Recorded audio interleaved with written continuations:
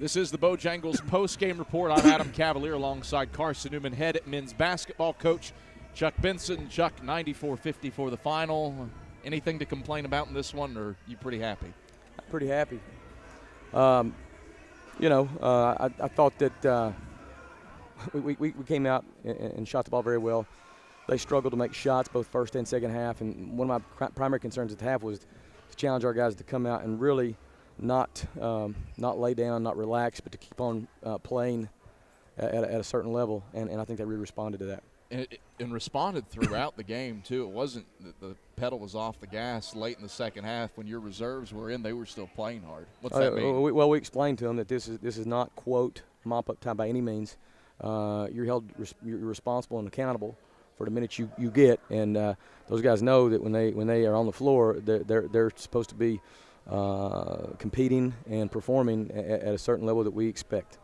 Last time against Mars Hill, the Lions scored 80 on you and shot the ball better than 40% from the field. This time, you hold an opponent to a season-low 54 points and a season-low 29.6% shooting from the field.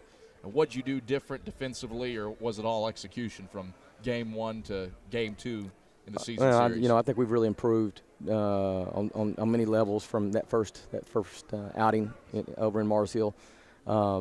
We had some slight adjustments. We figured out after the first game that they really like to overload the corners, and so we were trying to get our play almost a little bit more of a conservative style with what we can do in our zones, making sure that our backline guys could cover the corners instead of our match look. And that was I thought, especially the first half, it sort of set a tone really right out of the gate. The first time we played them, we didn't really use that strategy till second half, and at that point they already had their confidence.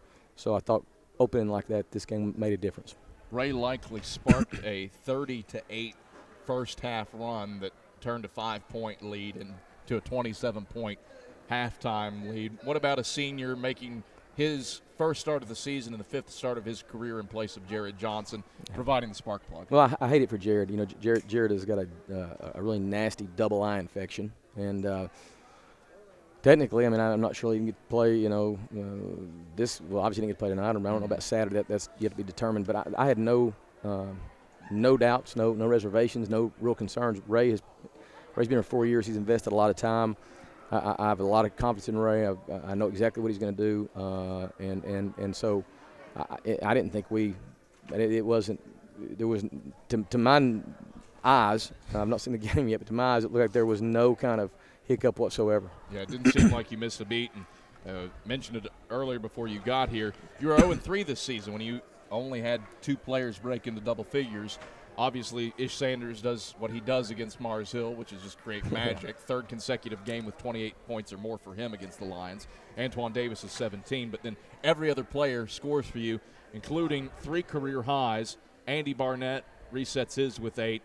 Reed Burke matches his with 8, and Sawyer Williams resets his with 8. What did the supporting cast do to complement your two stars across the board? Well, I think that the balance that we're seeing right now, some of that is due to the fact that we have guys that are capable. Before the Christmas break, I had done a bad job in putting too much pressure on Ish and Antoine in particular, and I think our players overall. With my leadership in asking them to do this, we were not letting other guys or not challenging other guys to do what they could do, and so we made some pretty significant adjustments to the way we were playing over the break, and our kids these first 2 games have really responded to that, and as you've seen in both these games, we've got a greater sense of balance. It's not Ish and Antoine feeling like they have to score a ton of points. They're both also giving the ball up. I look here, and they had 9 assists between the two of them.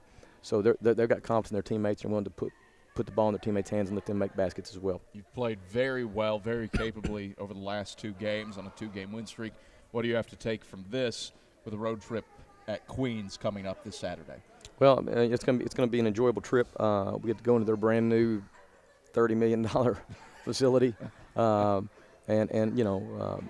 Bart Lundy, first-year head coach there. He's got experience as an assistant at the high major level. Was a Division I head coach. Has been at Queens before, and really understands this level of play. He's put together a really nice team. On paper, they're special. They're special. They're big. They're athletic. Got several transfers. It'll take our absolute best game. We'll have to play like we've done these first 2 of the second semester to even have a chance. And it's going to be a significant challenge for us. But I'm hoping that our confidence offensively and that our sense of purpose and effort defensively will give us a chance on the road there Saturday. Chuck, pleasure as always. Congrats on the win. Thanks, Adam. Carson-Newman head men's basketball coach Chuck Benson. Eagle fans, Bo